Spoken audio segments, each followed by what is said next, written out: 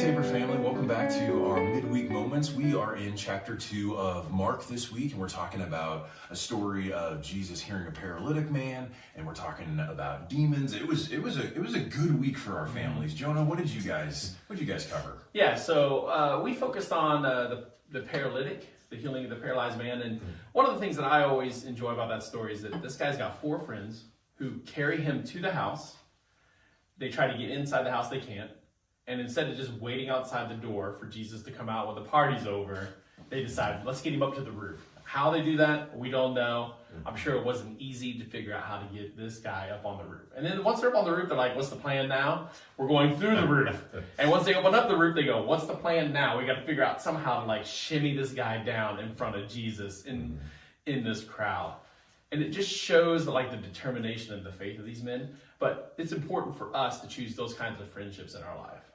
Especially as my kids one's getting ready to get into middle school, one's getting ready to depart middle school, but those relationships become important because you're going to be facing a whole lot of new peer pressures and struggles in life, and just making sure you're surrounding yourself with godly friends who are going to do everything they can to get you in front of Jesus, to keep you focused on Jesus is so important. Yeah. And gentlemen, by the way, if you're looking for a good Valentine's Day card for your wife, here's a biblical option for you. Baby, I'd break somebody's roof for you. DJ. Thank you. So, in line with that same story, we sat a little bit in chapter 2. It talks about the paralytic guy and his friends, but it also, there's a phrase in there that was important for us, and that was that Jesus saw the faith of them. And it's like faith. I sat there and I talked to my boys. Like, faith is not just this hopefulness that we have. It's not that it's without grounding. Our faith is going to produce something. We talked about this last month when we were in James 2. That when we have faith, it will produce a resulting work. It will have a follow-on when we come into when we realize what we've received, when we realize that Jesus is in front of us, there is a response. And it was just, we just sat there for a minute and we talked like, hey, how is the faith in our life being seen by others and by Jesus? And so that was just, it was a small phrase, but we just, it was good to just sit on that for a little bit. So Tony, why don't you talk to us about demons? Yeah. So you may have noticed that a pretty common theme in the book of Mark is Jesus's interactions with the demonic. And so we're working a week ahead from where you guys are at. And so this theme has been coming up. And finally, I was waiting for it to happen. My kids, I don't remember which one of them it was just like, Dad, what's a demon? You know, and we've had some general conversations where you say things like, well, a demon is a fallen angel. And you just kind of leave it at that because you're not quite sure where your kids are at. You don't want them to be terrified laying in bed all night like this, you know. And so Leah and I finally decided, okay, we're gonna go a little deeper into this conversation. And so we said, okay, well, demon is a fallen angel, but here's what that means. And a demon is an angel that decided that they no longer wanted to worship and honor God. They wanted to pursue their own interest. And really Satan is the prince of these demons, decided he wasn't going to honor God, wanted to pursue his own path. And so God kicks him.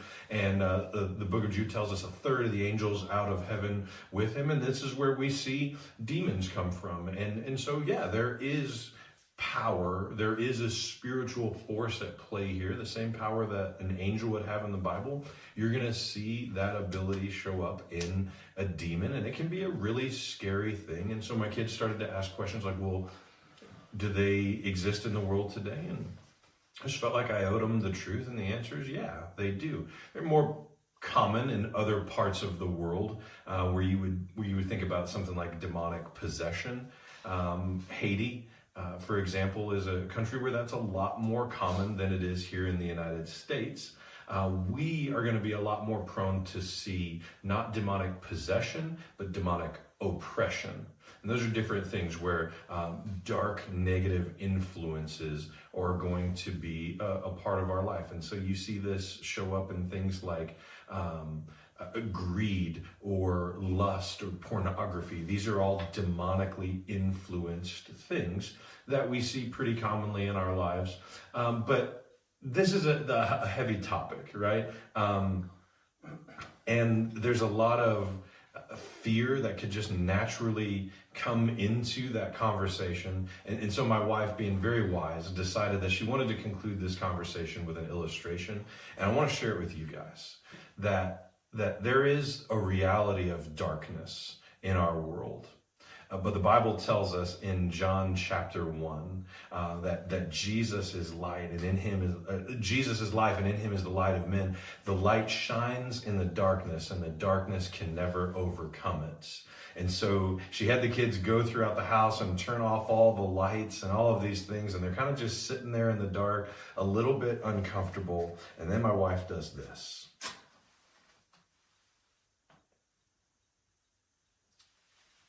And she lights one match, one candle on our kitchen table, not much bigger than this. And all of a sudden, that which we weren't able to see is illuminated, because the light is always more powerful than the darkness. And so I want to leave you with this truth, and maybe this is good truth for you and your kids. Greater is he who is in me than he who is in the world. That's all we got for you. I love you. I hope you have a great week.